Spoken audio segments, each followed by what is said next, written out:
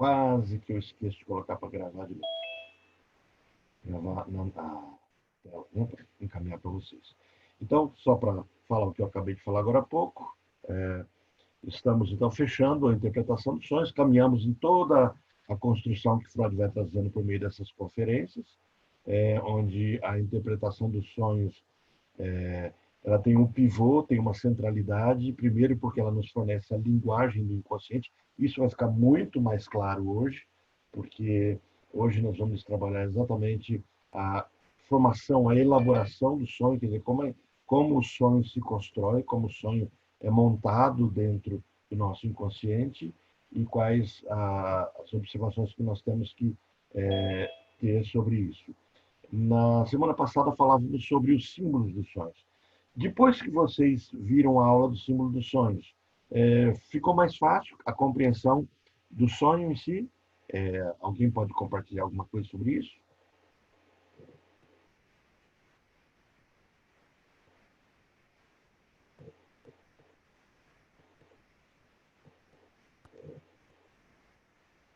Não? Não. Então, vamos prosseguir. Bom, então nosso tema, capítulo 11, já começamos então na própria leitura do texto. Freud começa dizendo assim: quando tiverem compreendido adequadamente a censura dos sonhos e a representação por símbolos, verdade é que ainda não terão dominado o assunto sobre a deformação dos sonhos. Então, ele começa dando um alertazinho, porque ele diz assim: a deformação de sonhos, e não obstante, estarão em condições de entender a maioria desses. A primeira vez que ele começa a dar aqui é que, apesar daquilo que foi estudado até aqui sobre deformação do sonho e censura, e a gente vai fazer uma breve revisão com base na própria fala do Freud aqui, apesar disso, ele começa nós começamos a ter melhores condições de compreendê-lo. Primeiro, porque a deformação do sonho não se deve à censura, se deve à linguagem onde o sonho é construído. Segundo, que a censura é um mecanismo de proteção do ego, para que nós não compreendamos o conteúdo do inconsciente. Então, a censura é um produto do recalcamento. Nessa construção toda, Freud está trazendo o sonho como uma expressão do inconsciente, como um produto do inconsciente. Então, quando nós começamos a observar o sonho com essa característica, nós nos distanciamos da linguagem médica. Hoje vai ter um momento que nós discutimos sobre sonhos, vai ficar muito claro que aquilo que é chamado hoje de sonhoterapia, que aquilo que é chamado de sonhos fabricados, de sugestionamento, a pretensão de se coordenar o que sonha, quando nós começamos a dizer assim, hoje eu vou sonhar com tal coisa e eu me induzo a sonhar com alguma coisa, isso vai ficar muito claro no texto de Freud que isso não é sonho. O sonho, para ser sonho, tem uma característica específica, isso é que a gente vai estar observando.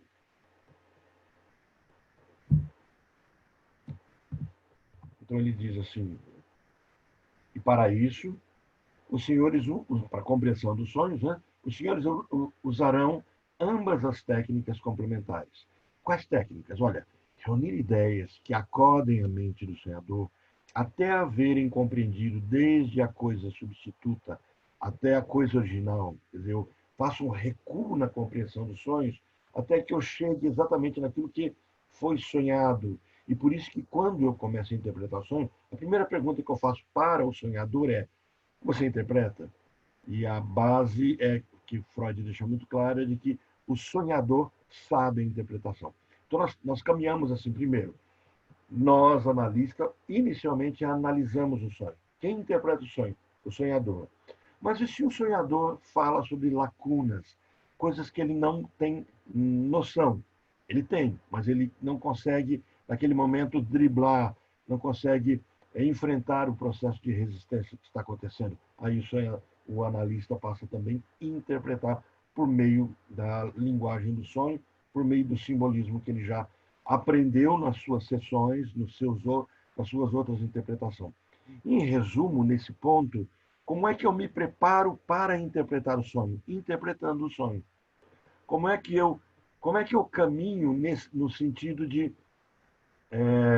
me aperfeiçoar na interpretação e compreensão dos símbolos dos sonhos, interpretando sonhos. Então, é algo que, como aviador, precisa de brevet, de horas de voo, para que seja um piloto de avião e um bom piloto de avião, o analista precisa de interpretar sonhos e ouvir sobre sonhos e ajudar seus pacientes a interpretá-los para que ele seja bom nisso. Então, só as horas de trabalho é que, de fato, vão trazer essa formação. Existem algumas pessoas com talento mais nato sobre isso. Algumas pessoas talvez tenham uma compreensão melhor. Mas Freud recusa, em todos os seus textos, os interpretadores de sonhos por decifração. O que é o interpretador de sonhos por decifração? É aquele que decifra o sonho. É aquele que trabalha com aquilo que é espiritualizado, que é romanceado, que é como um processo de preconização, de predição. Ele coloca que isso não é psicanálise, isso é qualquer outra coisa, mas não é psicanálise. Fundados no próprio conhecimento dos senhores, substituir os símbolos por aquilo que representam. Então, ele continua caminhando nisso, né? Mais adiante, discutiremos algumas incertezas que surgem nessa correlação. As relações entre os elementos dos sonhos e as coisas originais que neles representam. Então, estabelecemos 4 principais relações.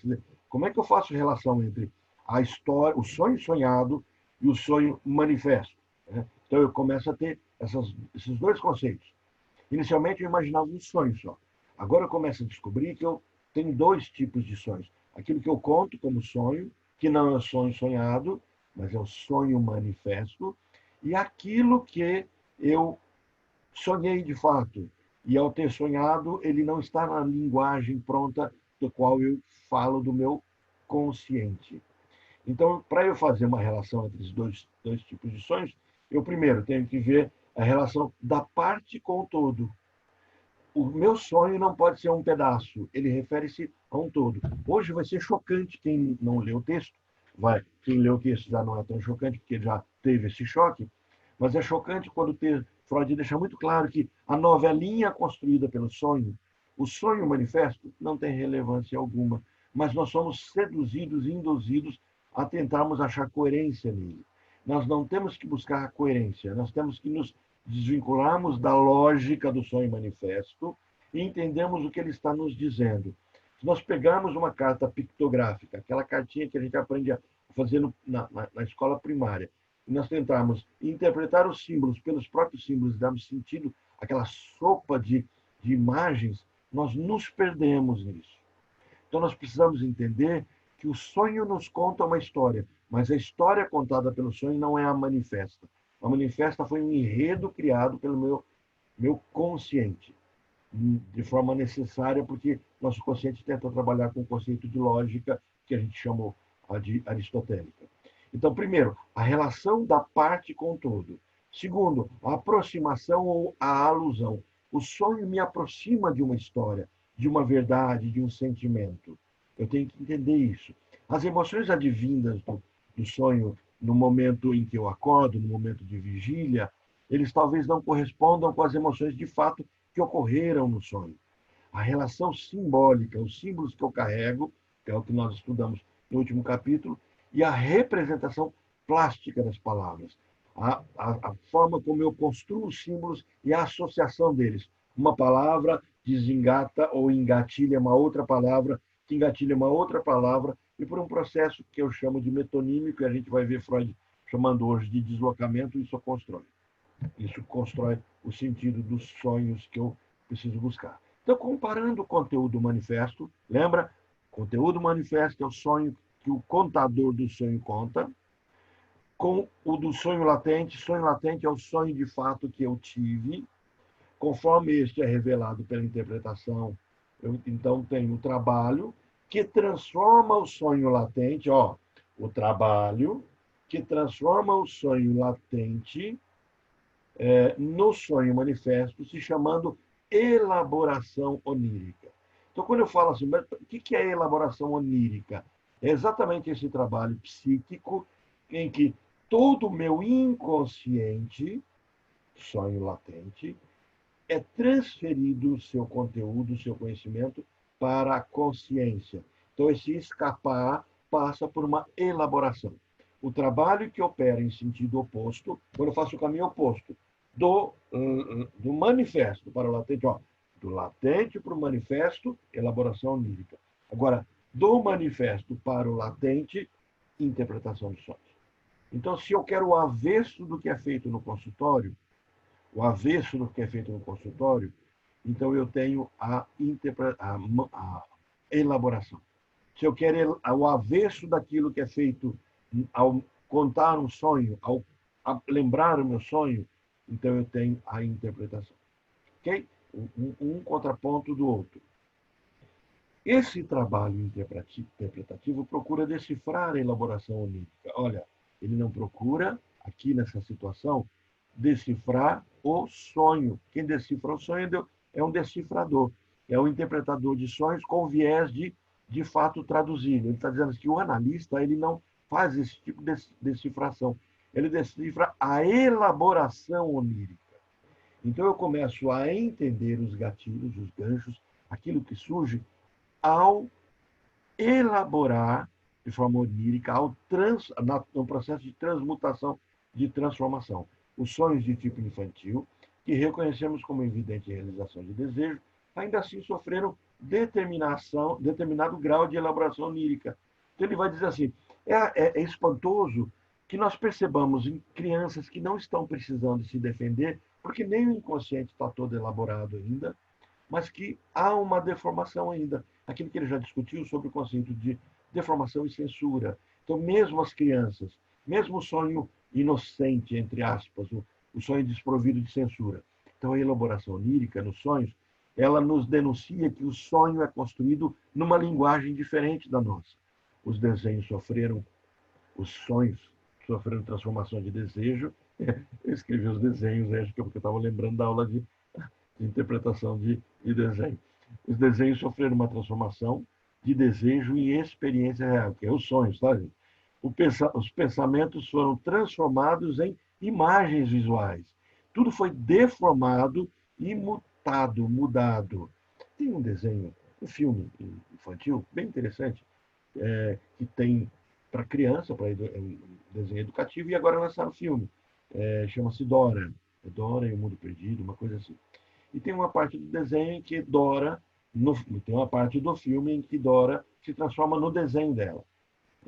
E quando eu estava preparando essa aula, me lembrei exatamente desse momento do filme em que a transformação acontece. E aí, a partir dali, eles conseguem fazer coisas, voar, conseguem pular. É mais ou menos isso que Freud está trazendo sobre a questão dos sonhos. Né? Nos sonhos infantis não há necessidade de interpretação. Eu, ao escutar uma criança contando o seu sonho, até passei para vocês na época que eu estudei a tarefa de escutarem seus filhos, seus sobrinhos, as pessoas, as crianças próximas, para compreender os sonhos, eles não precisam de um processo de interpretação, porque a deformação foi mínima. Houve deformação, mas mínima.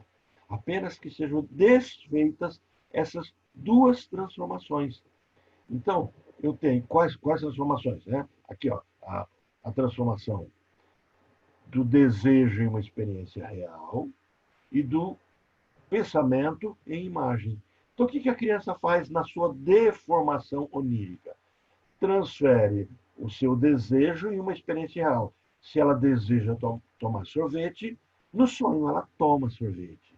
Se ela deseja não ir para a escola, mas ir para o clube, no sonho ela sonha que está indo para o clube. E a transformação de um pensamento em imagens. Aquilo que ela está pensando agora não se forma no formato de raciocínio elaborado como uma imagem. É isso que a criança faz. Então é isso que nós percebemos no sonho infantil. Apenas que sejam desfeitas essas duas transformações. Entramos no nosso ponto hoje, então, mas ok. E no sonho do adulto? Porque o sonho da criança é fácil de interpretar. Só houve uma transformação e agora destransformo isso. E a elaboração onírica do sonho adulto? Olha, a elaboração onírica adicional, que ocorre em outros sonhos, denomina-se deformação onírica, e é esta que deve ser decifrada através do nosso trabalho interpretativo. Então, uma descrição sumária daquilo que a elaboração onírica executa com o material do pensamento onírico latente. Isso é o nosso tema, então. Isso tudo passa pela discussão de três coisas que se formam, que descrevem para nós todos, como dizem os espanhóis para nós outros, né? Para nós, a linguagem do inconsciente. E o primeiro ponto que ele traz aqui é que o nosso inconsciente trabalha com aquilo que é chamado de elaboração. E o que é a elaboração? É, desculpe, tá? Com a condensação. E o que é a condensação? Lacan vai usar o mesmo termo condensação, o mesmo conceito de condensação, mas chamando de metáfora. Então, essa é a metáfora do inconsciente. O nosso inconsciente dialoga, conversa, fala por meio de figuras de linguagem, por meio de imagens construídas que significam alguma coisa. O nosso inconsciente é construído de ideias representativas. Não é só de ideias, mas que carregam a representação, a representabilidade. Então, a primeira forma da elaboração onírica, recapitulando a elaboração onírica, é exatamente o ato da passagem do sonho latente para o sonho manifesto. O ato interpretativo é exatamente o desfazer isso, é o fazer ao contrário. Eu transformo, eu pego aquilo que está elaborado e interpreto, decifro. Agora eu decifro. Tá? Esse processo desse tipo de decifração passa primeiro pela percepção da condensação. Bom, o que é condensação? O sonho manifesto possui um conteúdo menor que o latente. Olha só, percebam bem isso. Se eu tenho um sonho de minutos, de horas, de dezenas de minutos, 10 minutos, 15 minutos, o meu sonho manifesto ele é muito menor que o meu sonho latente. Então, muitas vezes, eu digo que o meu sonho é insignificante. E você fala, me conta um pedaço desse sonho. Apenas um pedaço. E quando a pessoa conta um pedaço, nesse pedaço existe uma história muito grande. Então, gravem bem isso. O sonho manifesto, ele possui um conteúdo menor, mas esse é uma tradução abreviada. Porque quando eu conto um sonho, eu só resgato um pedaço desse sonho. Às vezes, a condensação, ela pode estar ausente. Via de regra, se faz presente e muitíssimas vezes enorme. Então, assim, via de regra, a condensação acontece. Bom, ok, Orlando, o que é condensação? Jamais ocorre uma mudança em sentido inverso, ou seja, nunca encontramos um sonho manifesto com extensão ou com conteúdo maior do que o sonho latente. Mas, Orlando, eu passo uma noite toda sonhando e muitas vezes eu sonho dezenas de sonhos. Freud vai abordar nessa conferência exatamente isso. Vários sonhos numa mesma noite. O que isso significa? Então, a condensação, respondendo o que eu falei agora há pouco, o que ela é de fato? Ela condensação ela se realiza da seguinte maneira. Primeiro, determinados elementos latentes são totalmente omitidos. Então, eu tenho um grupo de questões que me angustiam ou que são ideias representativas, que carregam representabilidade. O que é isso? Vamos deixar mais claro ainda. Ideias que carregam energia psíquica, que dizem alguma coisa sobre mim mesmo. Então, eu tenho esse grupo de elementos latentes que não vêm à tona, que não se manifestam, são omitidos. Ok, mas são omitidos, mas precisam de expressão. Se precisam ser expressas, né, o que eu faço? Aquelas que precisam ser expressas, ó, apenas um fragmento de alguns complexos dos sonhos. O que é o complexo? Um grupo, um conjunto de ideias que tem uma representabilidade, que tem uma que carrega toda a energia psíquica daquelas várias. Formam assim um complexo, apenas uma ideia imantada, polarizada, carrega a ideia de um complexo, de algo, de coisas que se relacionam, que dizem respeito uma à outra. O sonho latente transparece no sonho manifesto e determinados elementos latentes que têm algo em comum se combinam e se fundem em uma só unidade, no sonho manifesto. Então, aquilo que eu tenho do sonho nada mais é do que um gancho de um grupo de representabilidade que está mergulhado no meu inconsciente, nesse mundo à parte, do qual eu nunca terei acesso diretamente. Nunca teria acesso diretamente. Por quê? Porque é um mundo de ideias, um mundo de representabilidade, um mundo de visualidade, um mundo de figuras. E o meu mundo é construído de lógica, de conceitos, de coisas explicáveis. Então, eu tenho algo que vem para o manifesto, não se esqueça, latente, manifesto, e nessa elaboração onírica, eu só tenho uma metáfora, uma condensação de tudo que está lá. O que está aqui representa muito do que está aqui. Por isso que aquilo que eu lembro do sonho é um pedacinho mínimo, ínfimo, daquilo tudo que eu sonhei. É isso que Freud está colocando. Né? Então, ele vai dizer ainda assim, se preferirem, podemos reservar o termo condensação. Pensa em leite condensado, né? Quantos litros de leite para fazer uma colher de leite condensado? Você chega a dar litros, né? Mas que tem muito açúcar, tem. Mas assim, os apaixonados por leite condensado poderão explicar melhor o que significa a condensação de um sonho. Será que já tinha leite condensado na época do Freud? Doce de leite devia ter, né? Mas o leite condensado, eu não sei se naquela época já tinha. Depois a gente vê quando é que foi inventado. A condensação apenas para o último desses processos. Seus resultados podem ser demonstrados com especial facilidade. Exemplo, ele dá um exemplo de condensação. Pessoas diferentes são condensadas em uma só. Um personagem composto desse tipo pode talvez assemelhar-se a A, mas pode talvez assemelhar-se, mas pode talvez assemelhar-se a A, contudo pode estar vestida como B e executar algo que lembre C, se ao mesmo tempo podemos saber que é D.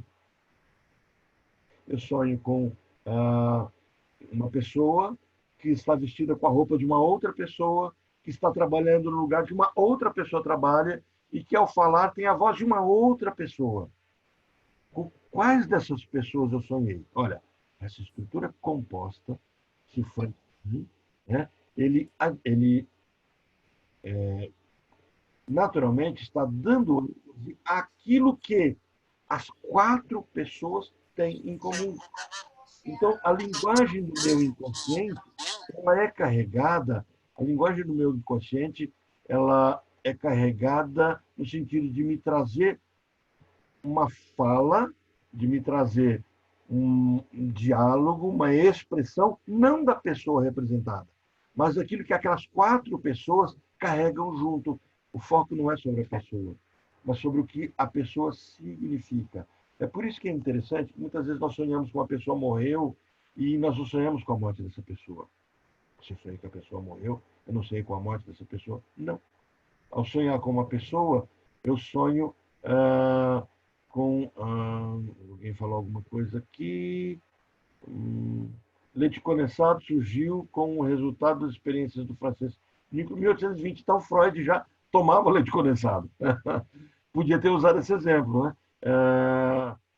1820, na realização para esterilização e conservação das embalagens herméticas.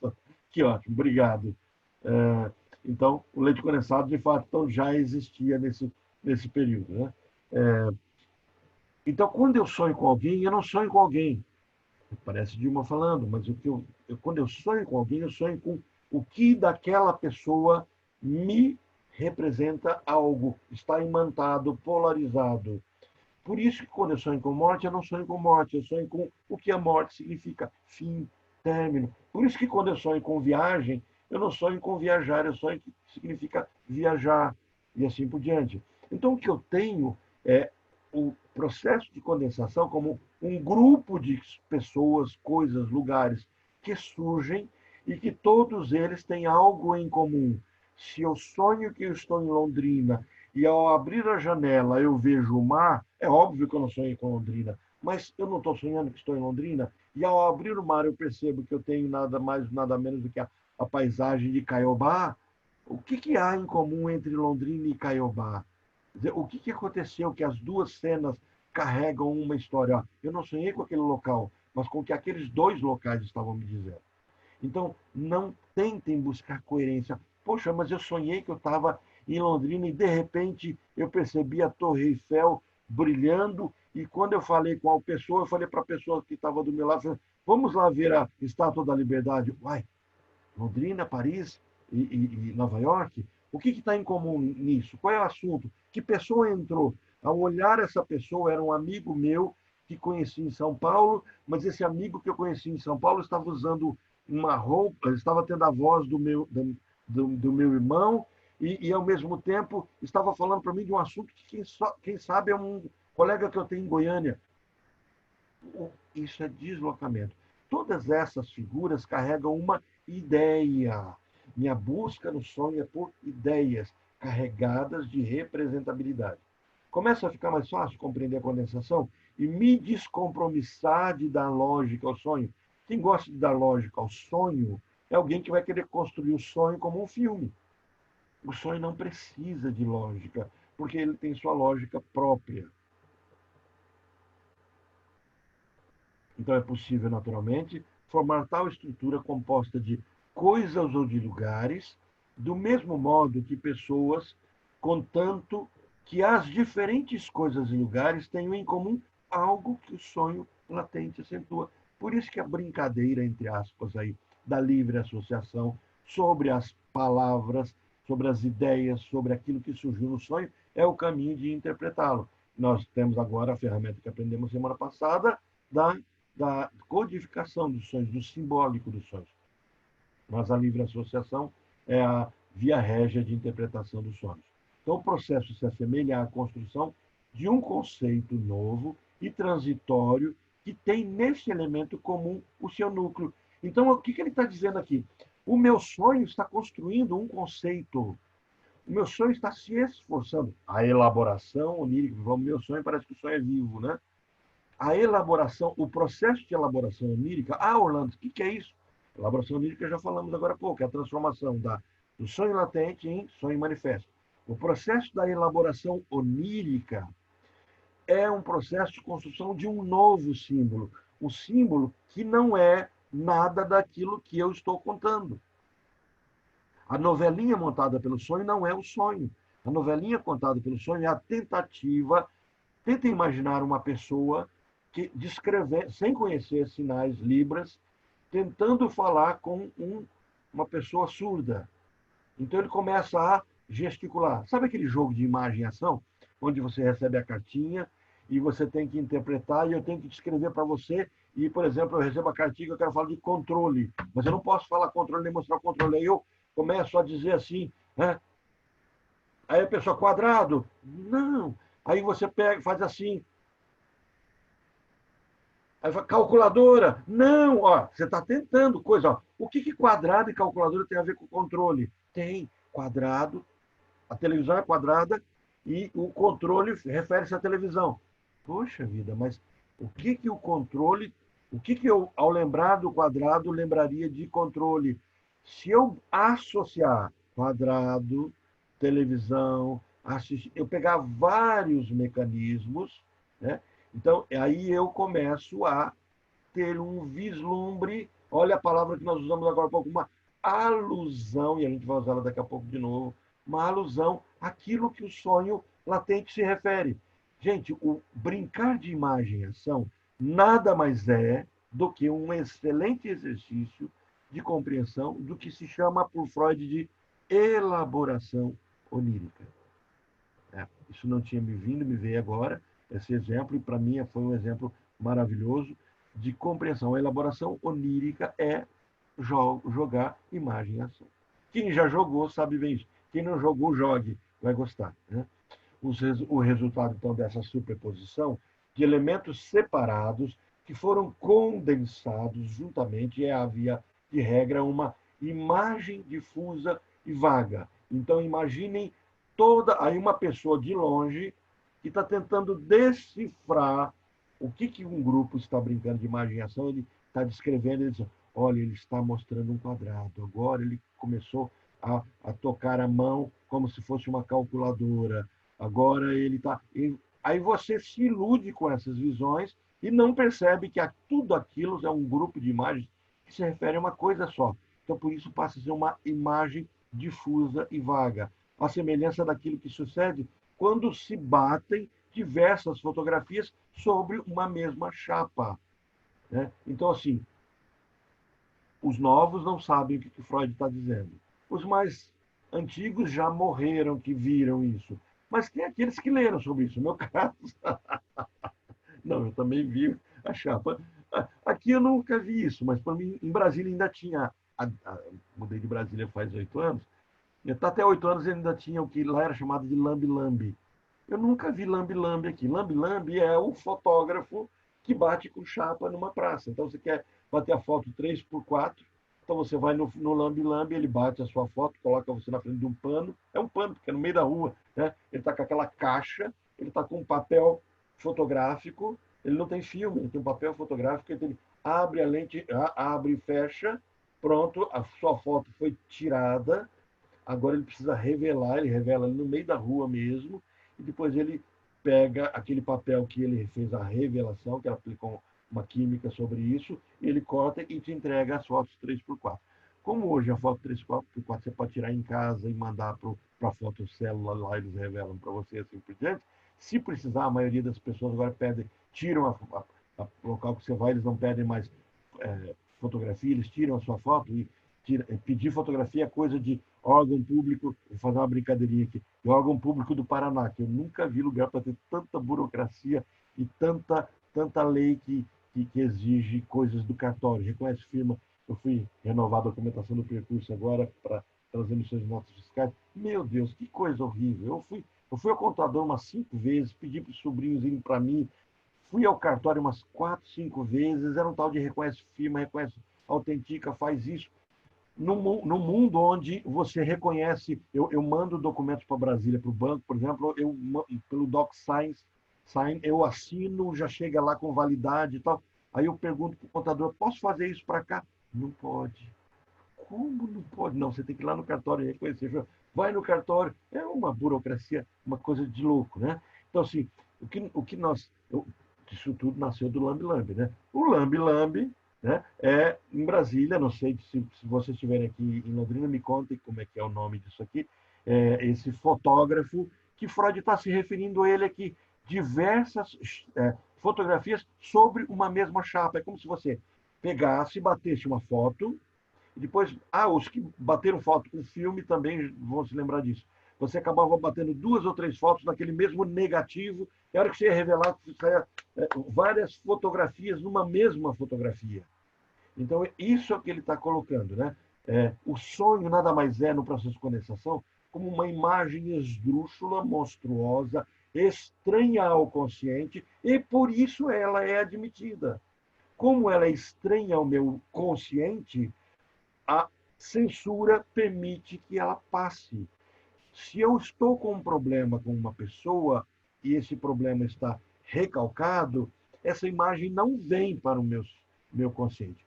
Mas se eu referir-me a essa pessoa com o esdrúxulo, o monstruoso, o Frankenstein de várias outras pessoas, a minha censura onírica é enganada. Então, quando eu trabalho a elaboração do sonho, a elaboração onírica, eu percebo que ela torna possível a manifestação de um sonho latente, porque o recalcamento foi enganado. Acho que todo mundo ficou claro sobre a questão das fotografias. Vocês só estão me devendo aí me dizer se em Londrina ainda tem isso e se chama, qual o nome que tem? Em Brasília, Lambe Lambe. O sonho não cria. Olha, isso é também muito interessante. Eu nunca vi tal coisa. Eu sonhei com tal coisa, eu sonhei com uma pessoa. Que pessoa? Eu nunca vi essa pessoa. Engano. Sonho não cria, sonho condensa. O sonho está impossibilitado de criar, porque, na verdade, o sonho é uma expressão de ideias que carregam energia psíquica, uma expressão representável, que carrega representabilidade. Então, significa que a ideia que eu tenho e que vem para o sonho manifesto, ela já existe, ela pré-existe no meu inconsciente. Todos os rostos que eu vejo no meu sonho existem na vida real e carregam uma representabilidade. Talvez eu não conheça aquela pessoa que vem no sonho de forma consciente, mas ela já passou pela minha percepção. Foi dito aqui, Existiu até recentemente lambe-lambe na Praça do Calçadão, ao lado da Catedral. Mas aqui o nome também era lambe-lambe? Ou havia um outro nome para isso? Sim, era lambe-lambe. Ok, então, os que já viram lá na Praça da Catedral, os lambe-lambes. Né? É uma coisa folclórica, gostosa. Os professores de arte ou até de ciência, alguns costumam ensinar para os seus alunos a construir caixas fotográficas. Né? Compra o papel fotográfico, faz aquela caixa. É uma dinâmica bem interessante. Vou até dar ideia para minha esposa, que ela trabalha com essa parte de educação artística na escola, eu vou dar ideia para ela fazer isso, ela vai gostar. Alguém falou alguma coisa. Realejo é o. Isso, eu vim em São Paulo, realejo. Né?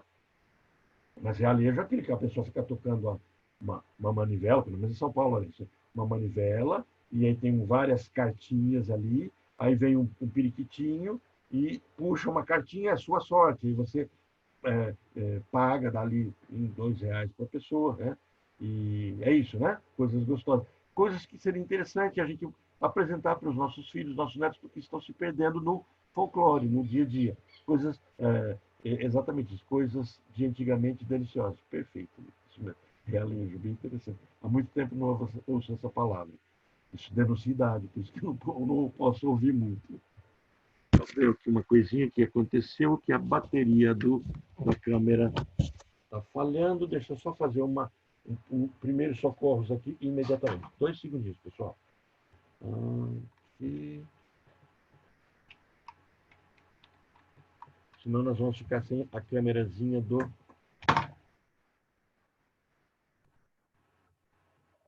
YouTube. Vou adicionar de novo a câmera, que eu acabei na minha estabanação mexendo em tudo. Bom, ok. Espero que tenha voltado a carregar direitinho.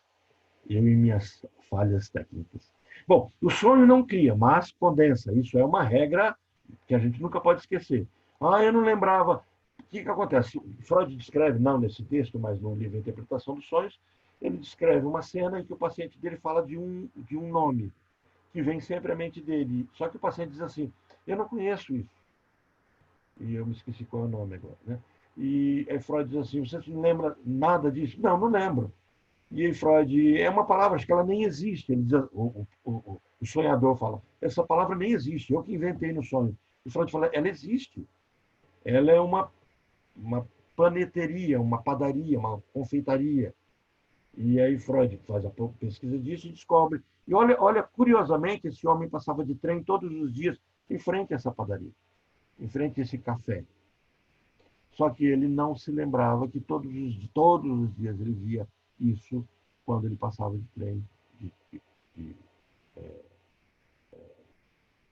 usar a palavra trólebus. Trólebus é o ônibus lá em São Paulo, né? Mas o ônibusinho ali, o ônibus que está em trilhos, né? O trólebus. É verdade que as partes componentes destinadas a essa construção devem situar-se em algumas criações de nossa imaginação, que está pronta para combinar em uma unidade componente de coisas que não formam conjunto em nossa experiência corrente. Por exemplo, ele vai dizer assim: nós construímos um centauro. Né? Ele dá exemplo, os centauros, por exemplo, construímos um centauro. O que é o centauro? O centauro da mitologia é um homem, metade homem até a sua cintura, e da cintura para baixo ele é um cavalo. Os centauros eram os cuidadores, aqueles que cuidavam dos deuses e dos semideuses e assim por diante, tem um papel de subserviência. Tanto é que a flor dos florais de Bach, que Bach percebe para aquelas pessoas que são cuidadoras, né? Cuidadores de idosos, pessoas que cuidam da família, que têm esse peso, essa responsabilidade, ele chama de centauri, né? Centauro, que é o nome dessa florzinha que daria essa sensação de desconforto, por se sentir muito responsável. Né? Seria mais ou menos isso. Ele diz assim, mas observa, o centauro que eu crio, metade é humano, então eu conheço humano, metade é cavalo, eu também conheço cavalo. O que eu não conheço, o que eu nunca vi e criei? O centauro. Então diz assim, o que não existe é uma pessoa com o rosto de uma outra, com a voz de outra, com o cabelo de outra, com a roupa de outro. Isso não existe. Isso é criação da elaboração onírica. Mas as pessoas que emprestaram pedaços, todas elas existem. Eu pus aqui uns quadros para vocês verem.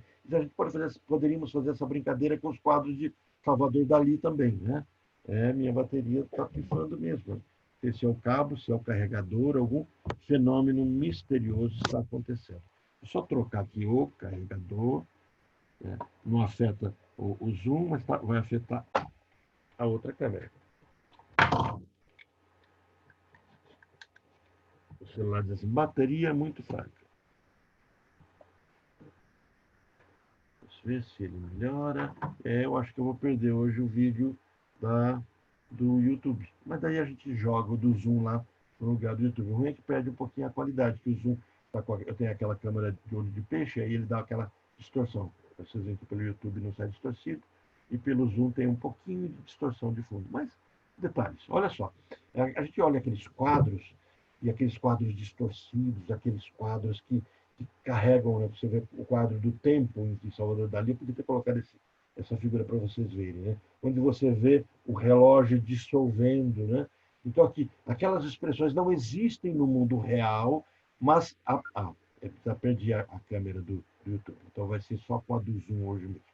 Então, deixa eu só trocar aqui, tirar daqui para que eu não fique estressado vendo aquilo que não está acontecendo mais, né? E trago isso aqui para cá. Pronto, tudo fica perfeito e acabou a história. Então, nós temos distorções, nós temos junção de coisas que me dão origem a um novo, mas sempre baseado naquele que existiu. Então, o que Freud está deixando claro aqui é que a condensação nada mais é do que construção elaborada, uma elaboração onírica de imagens que eu já visualizei. Eu trouxe para vocês algumas figuras bem expressivas, né? Dê uma olhada essa figura aqui, né? Na expressabilidade, a expressão disso, né? Então, assim, e aqui nós temos Aqueronte, né? O rio das almas, e aqui temos o barqueiro levando as almas para o mundo dos mortos e as pessoas que foram mergulhadas nesse rio. Então, nós temos aqui uma expressão. E essa cena não existe na vida real, mas essa cena ela carrega de uma força a partir de imagens que existem. Então, isso aí Freud vai falar de alguns quadros, né, de Bouclin, né, não sei qual é a pronúncia que eu vou fazer desse Bouclin aqui, mas o pintor que traz isso aqui. Né? Olha a expressão, né? Nós temos aí uma caveira tocando violino.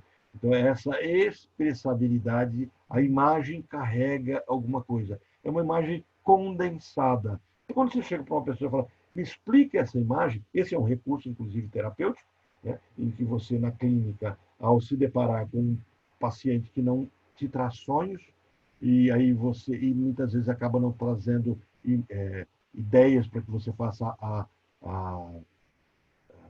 relacione os símbolos com essas ideias, faça a livre associação, você traz uma imagem e começa a discutir com o paciente a imagem. Eu tenho um jogo que eu trabalho com sombras, né? Igual você vê as manchas, os borrões do Rorschach, você tem um grupo do Philip, onde ele trabalha com sombras, e você apresenta sombras, e o paciente começa a te contar um pouco das histórias das sombras. Eu tenho um workshop sobre isso, no futuro a gente pode elaborar, a gente trazer essas ferramentas para ajudar vocês.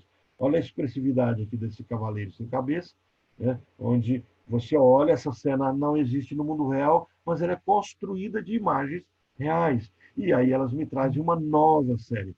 O que Freud está propondo aqui é que eu entenda que a condensação, ao utilizar várias outras imagens, ela me constrói uma outra imagem que não é aquela. Então, significa que se eu sonho com algo, aquilo que se manifestou no sonho não é ele, não é sobre aquilo que eu sonhei. Por isso, se a gente sonha que alguém morreu, alguém querido, a gente não precisa ficar espantado, porque, de fato, no sonho não é essa pessoa querida que morreu, mas é alguma coisa que está terminando ou me trazendo essa angústia.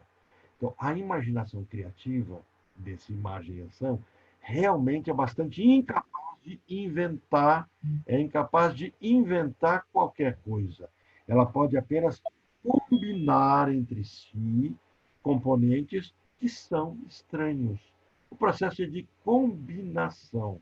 O material disponível à elaboração onírica consiste de pensamentos, lembra? Eu só trabalho com aquilo que eu pensei, e alguns deles podem ser censurados ou inaceitáveis. Então, aquela ideia que está no meu inconsciente, no meu sonho latente, é censurada e inaceitável. Porém, nessa reconstrução frankensteiniana, pedaços, e aí então eu tenho o que é permitido.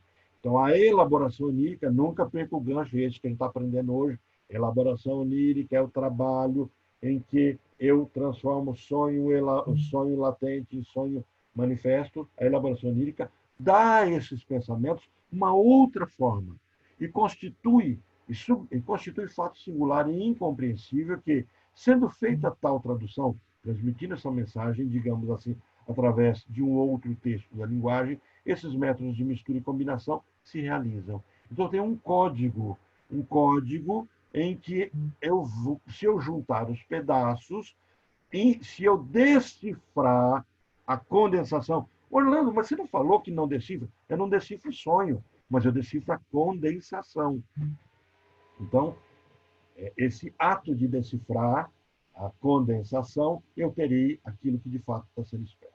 Então, afinal, uma tradução se esforça por preservar as diferenças constantes do texto original, especialmente por manter separadas coisas que são apenas semelhantes. Isso é um processo de tradução. Observa, ele vai falar que existe no processo da decifração da elaboração uma distinção de tradução. Olha, a elaboração onírica, muito ao contrário, entende? Quando a gente fala assim, diz que nós nunca interpretamos um sonho. Quem interpreta o sonho é o sonhador. Mas nós interpretamos a elaboração onírica. Então, tradução, ela tenta preservar algo do anterior na tradução. Ele diz assim, na elaboração onírica, muito ao contrário, procura condensar os dois tipos de pensamentos diferentes, buscando como um xiste, como um ato falho, como uma brincadeira jocosa, me faz dar risada de algo que eu deveria chorar, uma palavra ambígua na qual os dois pensamentos possam se juntar. Eu junto um pensamento com outro pensamento e eu não tenho parte de um, parte de outro. Eu tenho um terceiro que não se refere a nenhum dos dois. Embora a condensação torne os sonhos obscuros, não parece dar-nos a impressão de ela ser efeito da censura.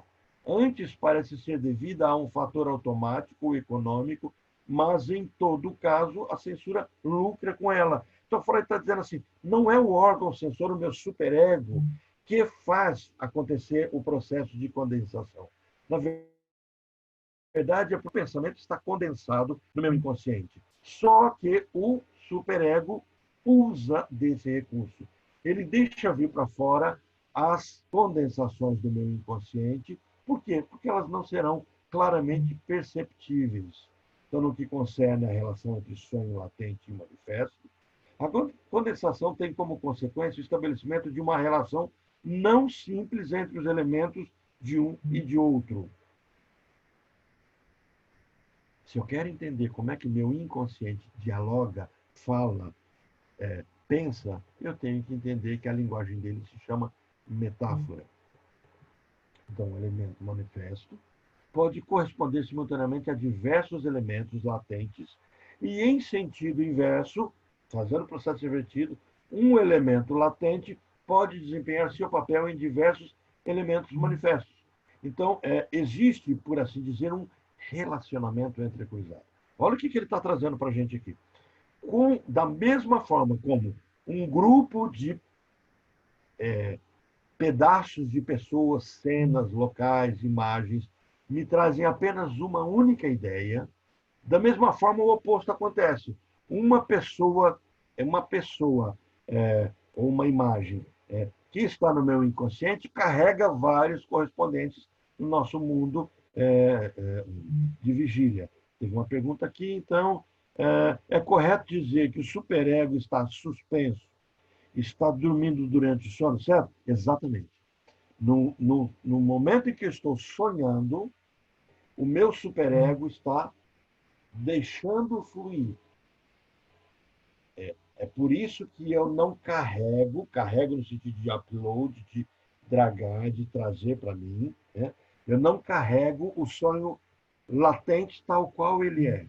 Porque no momento em que eu acordo, o meu superego também está acordando, está se ativando. Por quê? Porque agora eu estou passando a ter contato com a realidade. O superego entra nesse momento. E aí o que vem manifesto é censurado. E é por isso que eu, ao acordar e lembrar do sonho, o caminho superegóico é de me fazer esquecer até aquilo que eu me lembrei do sonho. É por isso que, se eu quero lembrar de um sonho, eu não posso falar assim: opa, joia, sonhei, deixa eu escovar dente, tomo café, depois anoto. O seu superego vai bloquear tudo isso.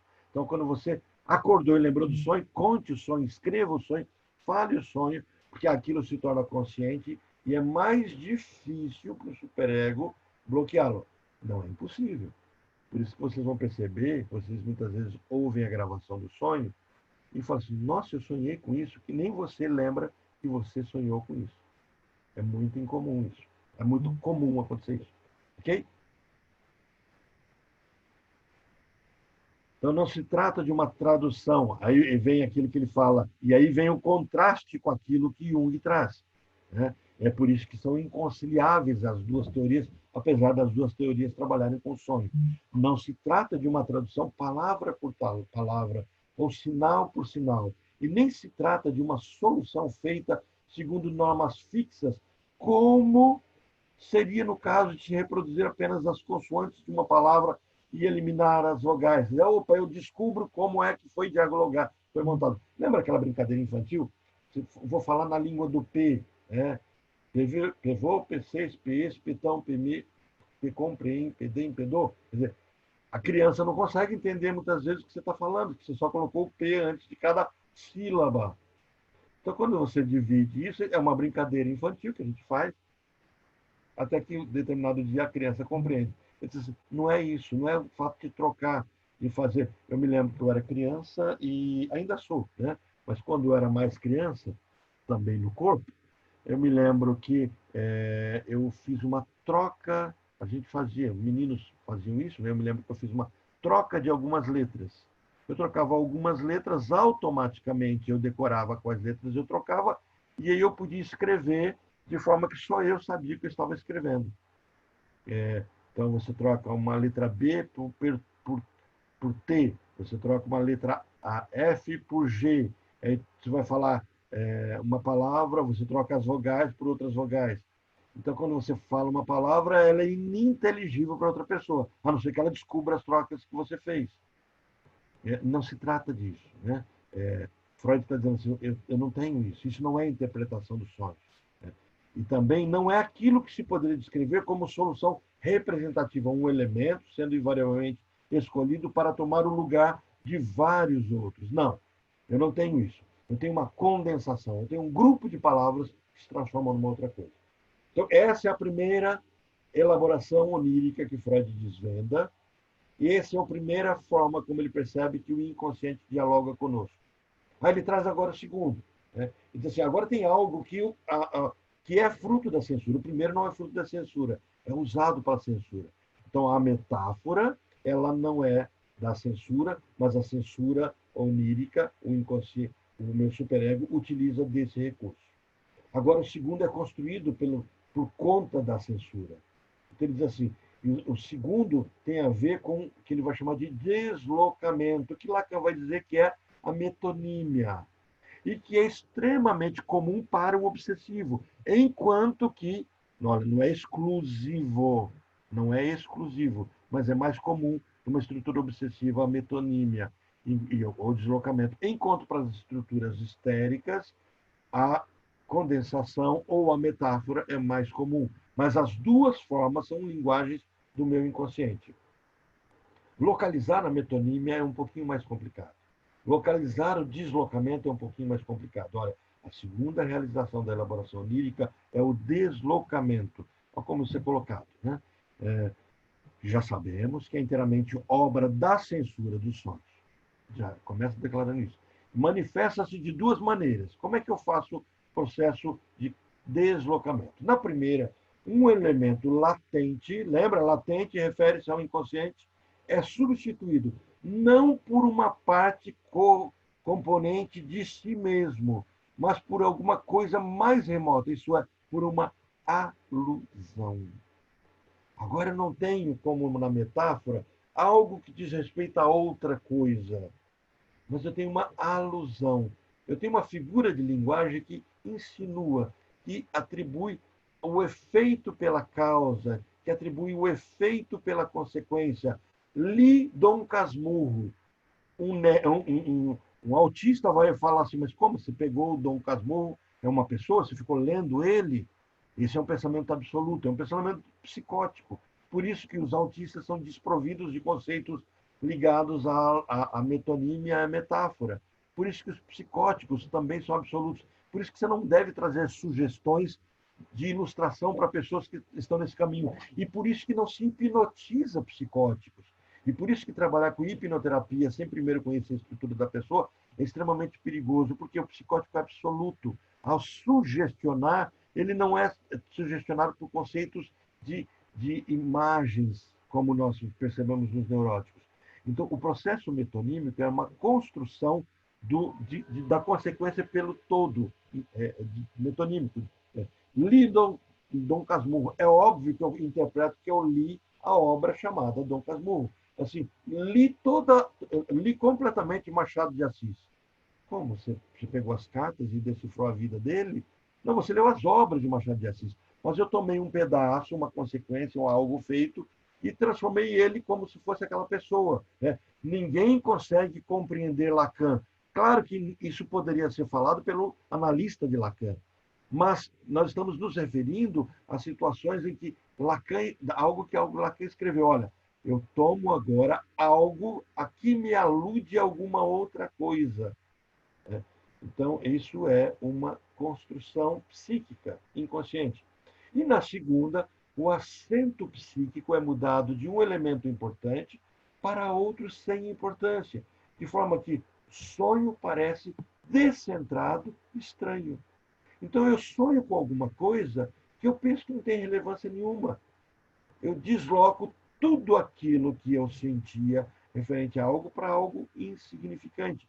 Por exemplo, eu amo uma pessoa, amo meu filho, amo minha esposa, amo os meus pais, mas eu brigo, por exemplo, com os meus pais, ou com os meus filhos, ou com minha esposa. Então, eu desloco a cena para um vizinho distante que eu falo oi de vez em quando.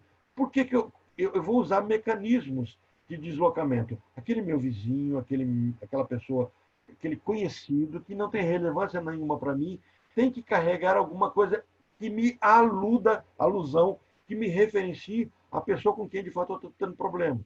E aí, automaticamente, se eu briguei com essa pessoa, eu posso, no sonho, ir bater boca, brigar e até matar essa pessoa. De que forma? Também por alusão. Um carro atropela aquela pessoa. Eu não percebo que talvez o carro que atropelou aquela pessoa é exatamente do modelo do meu carro. Então, no sonho, eu matei aquela pessoa, que se refere à pessoa que eu briguei e é um parente meu, porque eu tenho um vínculo afetivo muito grande. Mas isso passa pelo crivo da censura, por quê? Porque eu emprestei uma imagem totalmente distante, que o meu inconsciente, desculpe, que o meu superego vai de boa, né, vamos usar de boa, vai aceitar. Por quê? Porque eu não matei a pessoa que eu amo. Então, tenta imaginar uma mãe que brigou com a filha e está com raiva dela e a vontade, dá vontade de matar. Mas é claro que aquilo é da boca para fora, só que não. Isso é, no mundo inconsciente é muito real. Então, de repente, essa mãe sonha com a amiga da filha, não é amiga dela, amiga da filha, de quem talvez ela nem conhece muito, viu uma vez no Facebook, sonha que aquela menina foi espancada por uma mulher na rua que usava um cachecol.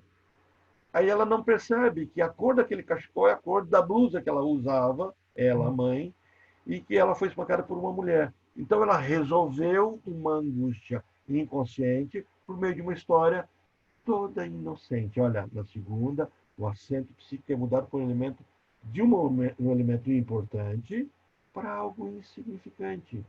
Então eu preciso entender aquela historinha toda que eu conto do sonho, que parece ingênua, ela carrega verdades absolutas, verdades fortes, absolutas e fortes, mas que são relativizadas pelo processo de elaboração onírica.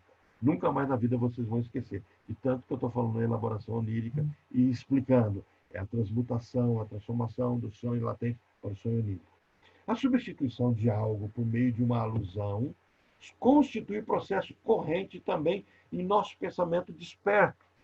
Porém, existe uma diferença. Olha, no pensamento desperto, a alusão deve ser inteiramente inteligível. E o substituto deve estar relacionado no seu tema com a coisa original que o representa. Isso é o que eu faço no processo de metonímia na construção da minha linguagem. Agora, nos xistes, eu faço uso de uma alusão. Olha, para que haja xiste, o que precisa acontecer? Há uma associação do tema e a substituem por associações externas incomuns, tais como semelhanças de sons, ambiguidade verbal e assim por diante. Na linguagem do inconsciente, eu tenho uma linguagem ligada ao sensível, o sonoro, o verbal. É por isso que Lacan vai brincar demais com aquilo que a gente chama de palavras novas ou de. A palavra me fugiu agora. Mas quando eu invento palavras, né? E quando a gente trabalha esse processo de coisas que, na verdade, não existem no dicionário. E o analista tem que ser aquele que é capaz de trabalhar neologismo. Uma palavra que eu tinha esquecido agora há pouco é neologismo. Quando eu tenho neologismo, porque o meu inconsciente trabalha com a similitude, com o que é similar, com o que é aludido. Então, ao falar de um nome, esse nome não carrega o significado do dicionário, mas ele carrega o significado do som que aquilo vem, de onde, do que aquilo me lembra. É por isso que quando Freud vai interpretar, por exemplo, o Homem dos Ratos, o Homem dos Ratos fala várias vezes no ritual dele pela noiva, ele fica pensando na noiva, pensando no nome da noiva, mentalizando, olha, mentalizando coisas boas para a noiva e falando amém, amém, amém, amém. E aí Freud diz assim, na verdade, ele está no processo de masturbação, porque juntando várias palavras, ele falava assim, nome da noiva e samen, samen, samen. Aí essa sonoridade era como se ele ficasse dizendo várias vezes sêmen, sêmen, sêmen. E aí, ele fala assim, o inconsciente dele fez um processo metonímico de realização compulsiva. Por isso que vocês vão perceber nas figuras, nas estruturas obsessivas, continuamente a existência contínua desse processo de metonímia. Então, conservam pré-condição de inteligibilidade. Então, no xiste, o ato precisa ser compreensível, enquanto que nas metonímias eles podem ser incompreensíveis. O xiste perderia toda a sua eficiência se o caminho retroativo, que vai da alusão da coisa original, não pudesse ser percorrido com facilidade. Quer dizer, se eu não puder fazer o processo de interpretação, o xiste perdeu o objetivo. Porque o meu inconsciente está trazendo algo que eu preciso compreender. E não apenas uma expressão, um desabafo. Não, é uma linguagem codificada. Então, todos os sonhos, toda a elaboração onírica carrega capacidade de interpretação. Grave essa frase, porque eu vou explicá-la e ela tem uma relevância muito grande na teoria psicanalítica. Toda a elaboração onírica carrega capacidade de interpretação. Isso significa o seguinte: todos os meus sonhos, todos, sem exceção, todos os meus sonhos são interpretáveis, têm interpretação. Então não tem aquela frase, eu sonhei, mas foi tão insignificante. Tem representabilidade, tem relevância. Por quê? Porque ele carrega em si uma condensação e desloca em si um sentido enorme que está pulsando no meu inconsciente. Então, instigar, promover, pedir, solicitar, incentivar que o paciente me traga o sonho é uma tarefa muito necessária do analista. Então, analistas que não trabalham com sonho não compreenderam ainda o sentido de fazer análise. As alusões utilizadas para fins de deslocamento dos sonhos estão livres de ambas as restrições. Olha, aquilo que eu uso no processo de deslocamento, eu consigo colocar de forma livre no processo de interpretação. Por quê? Porque o deslocamento em si já é totalmente o processo de censura. Então, elas estão em conexão com um elemento que substitui através das relações mais externas e remotas e são, pois, ininteligíveis. Elas são incompreensíveis para o inconsciente e completamente compreensíveis para o inconsciente. Então, quando eu faço o caminho de volta, eu preciso compreendê-las. Então, quando são desfeitas, o ato de interpretação, são sua interpretação dá a impressão de serem um mau xiste, de constituírem uma explicação aleatória e forçada, tirada não se sabe de onde. Quer dizer, quando eu interpreto, eu percebo que o xiste, aquela brincadeira que eu fiz, ela é cruel, ela é mal feita. Por quê? Porque, na verdade, ela precisa ter sentido. A censura de sonhos só consegue seu objetivo quando consegue tornar impossível que se encontre o caminho desde a alusão até a coisa original. A censura tenta fazer isso. Ela tenta. O inconsciente promove uma briga de um lado e de outro lado. O ego lutando contra a necessidade que eu tenho de resolução. Isso é o conflito das pulsões. Inclusive, por um acaso, essa foi a discussão temática da aula de ontem, com a turminha que está fazendo a introdução à psicanálise. Então, o deslocamento do assento é um método sem igual de expressar pensamentos. Algumas vezes utilizamos no pensamento desperto a fim de conseguir um efeito cômico. É por isso que o xiste é uma falha inconsciente. E por isso o meu inconsciente utiliza ela. O meu superego não dá conta de perceber porque houve a jocosidade. Olha, não deve ser tão incômodo, porque ele vai dar risada disso, e aí nós temos essa falha que é aproveitar. Então, temos duas linguagens já discutidas por Freud: deslocamento, condensação. Lacan vai repaginar isso, vai dizer assim: metáfora, deslocamento, condensação, metonímia. E agora, Freud apresenta uma terceira linguagem do sonho, que Lacan vai chamar de representação ou representabilidade. E nós vamos dizer aqui que é uma realização, transformação de pensamentos em imagens visuais. Então, esse conceito de representabilidade. Um sonho é condensado, deslocado e representável. É visual. Eu não sonho com coisas. Desculpe, eu não sonho com pensamentos. Eu não sonho com enredo. Eu não sonho com história, com narrativas. Era uma vez. Isso não existe em sonho. Meu sonho tem imagens. É por isso que eu pedi para vocês: desenhem o seu sonho. Peça para o paciente desenhar o sonho. E quando ele faz esse caminho de desenhar o sonho, isso adquire novo tônus. Por quê? Porque eu estou condensando e deslocando por meio de imagens. Isso é pleno. O inconsciente fez isso. Olha como ele coloca isso.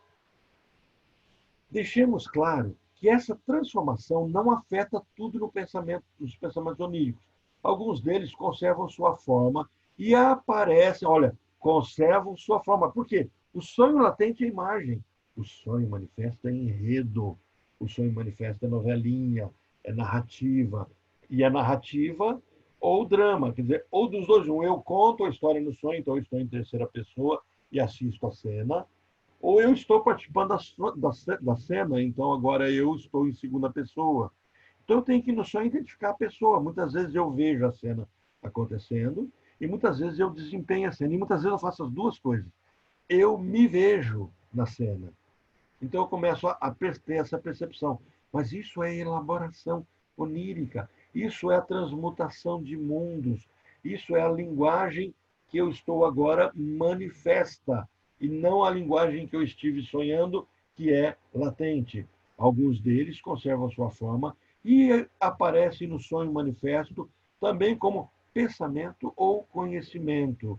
Para termos uma ideia de suas dificuldades, suponhamos que o senhor tivesse assumido a tarefa de substituir um editorial político em um jornal por uma série de ilustrações.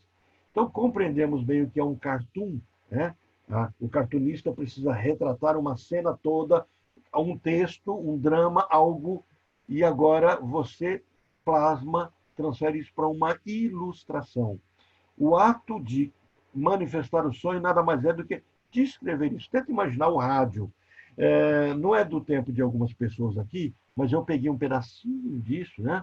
É, entregando a idade, né? Eu me lembro que eu tinha os meus 5, 6 anos de idade e minha mãe costumava escutar radionovela. Eu lembro até hoje da novela, de uma novela de um, de um anjo caído. Eu não me lembro qual é essa cena, mas eu já uma vez já descobri, depois eu esqueci novamente, de um anjo caído do céu, em que a menina cuida desse anjo, não sabe que é um anjo, e começa a cuidar dele, a família está cuidando, como se fosse um mendigo. Uma história mais ou menos assim, mas era rádio novela, então quando ia chover, fazia o barulho de chuva, porque você não tinha um recurso da televisão tão popular. Tenta imaginar você ter que descrever uma cena por meio de uma narrativa. Tenta imaginar você estando no lugar, né, e tendo que descrever o jogo de futebol. Sabe o radinho de pilha em que a pessoa fica escutando e fulano passou para o ciclano e chutou para Beltrano e agora levou um tombo. Sabe aquela descrição, né, folclórica? A manifestação do sonho é mais ou menos isso que eu faço com uma cena. Só que partes dessa cena vêm para o meu sonho e me dão um certo colorido. Então, para termos uma ideia dessa dificuldade, suponhamos alguém tendo que descrever um texto. Isso é a elaboração onírica. Essa é a construção. Aí esse sonho, então, tem formas. Né? Já que eu tenho que trazer essas imagens, quais imagens? Então, observa só uma coisa. Lembra que no simbolismo Freud diz assim, toda vez que você sonha com o número 3, você está sonhando com o símbolo masculino do fálico, o símbolo do pênis, o símbolo do masculino do homem, ele está vindo de alguma forma? O número de partes oníricas em que se divide o sonho. Ah, não, eu antecipei algo. Esse que eu vou falar dos números é daqui a pouco, tá, gente? Deixa eu ler a palavra número aqui. É, daqui a pouco a gente vai ver que os números, os cálculos do sonho, eles não são cálculos. Daqui a pouco a gente vê isso então. Voltando então para a tela, né? O número de partes oníricas em que se divide um sonho geralmente corresponde ao número dos temas principais do pensamento no sonho latente. Olha, o número de partes oníricas em que se divide o sonho. Eu pego o sonho e o sonho tem vários pedaços. Então, significa que ele vai ter uma correspondência ao número dos temas principais do pensamento no sonho. Eu consigo trazer vários temas para esse sonho. Tive vários itens, então tem várias partes que vieram.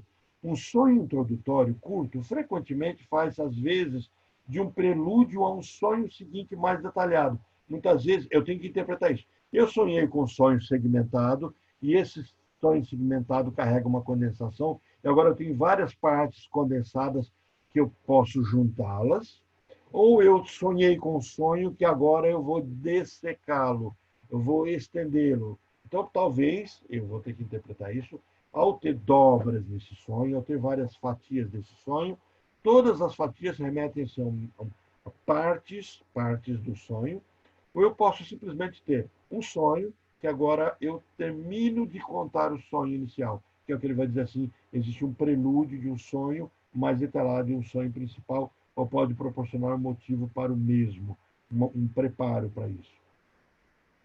Ou posso, por exemplo, como um processo de uma oração subordinada nos pensamentos oníricos, será substituído pela interpolação de uma mudança de cena no sonho e manifesta assim por diante. É como se eu, ao dizer algo, vou falar assim, estou com sede, trouxe para mim um, um suco e também trouxe para mim um café para os momentos em que eu tenha sede ou desejo de beber café. Ó, estou com sede e agora eu vou explicar os recursos que estou. Porém, posso saciá-la. Então, por exemplo, estou com sede, posso saciá-la. Estou com sede, trouxe para mim água, suco e café e posso saciá-la. Então, o sonho pode carregar essa forma de linguagem. Então, eu não posso me ater muito aos detalhes do sonho, porque todos eles me referirão ao mundo latente, mas com formatos diferentes. Então, eu tenho uma forma dos sonhos que está longe de não ter alguma importância. E essa mesma forma exige interpretação. Então, eu vou interpretar aqui, não o sonho latente, mas a forma como ele está sendo escrito. A Mariana está dizendo assim, agora me deu desejo de tomar café. Mariana, olha só a frase. Coffee is my love language. Né? Então, café é a nossa linguagem do amor. E amor é vínculo. Todos nós estamos nesse vínculo amoroso. Tomem café. Eu ia deixar para vocês aqui, no fundo, nesse fundo novo, uma cafeteira. Né? A cafeteira que eu já usei durante muito tempo no consultório. Né? Acho que eu vou até deixar ali para ser esse simbólico disso. Né? E eu quase coloquei a minha Nefertiti aqui, que eu ganhei do colega que foi ao Egito. Eu tenho esses objetozinhos. Aí eu achei melhor tirar, porque algumas pessoas podem não trazer uma boa interpretação do mundo egípcio sobre isso. Eu tinha também a reguinha que eu ganhei da Mariana quando ela esteve no Egito. Ela trouxe para mim a reguinha dos hieroglifos. Né? Então eu falei, não, vamos deixar os egípcios para depois, né? Senão vai ficar... as pessoas que só veem a imagem vão me imaginar montando um altar ali. Então, do café a gente pode, né? Eu comprei uma máscara de Covid, né? Máscara para usar com café. São vários grãos de café. Aí eu saio, a minha sobrinha me vê de máscara, fazendo, uai, tio, você está com essa máscara de oncinha? Não é máscara de oncinha, é máscara de café. Então, assim, só para interpretar aqui as imagens, até trazendo um gancho para o nosso contexto, né? As imagens são percebidas pelo sonhador e não por quem as interpreta. Então, eu só tenho que entender como essas imagens vieram. Okay? Esse exemplo dessas imagens que a gente pode trazer distorção. Mas, Mariana, realize o desejo, toma café. A forma dos sonhos, então, está longe de não ter alguma importância, e essa mesma forma exige interpretação. Por que, que eu trago várias cenas recortadas para ilustrar minha história? Ou por que, que eu preciso apresentar a história e amadurecê-la? Ou por que, que eu preciso explicar o sonho? Né? Quando diversos sonhos ocorrem durante uma mesma noite, têm frequentemente a mesma significação. Indicam que está sendo feita uma tentativa de maneira cada vez mais eficaz no estímulo de crescente insistência. Então, se eu tenho 5 sonhos à noite, o primeiro sonho me traz algo, o segundo me traz o mesmo algo acrescido de um detalhe, o terceiro sonho me traz o mesmo algo acrescido de mais detalhe, o quarto, o mesmo, e só vou agregando conteúdos. É como se eu facilitasse. Né? Tem frequentemente a mesma significação, e só há um estímulo crescente. Em sonhos separados, um elemento especialmente difícil pode estar representado por diversos símbolos, por dobletes.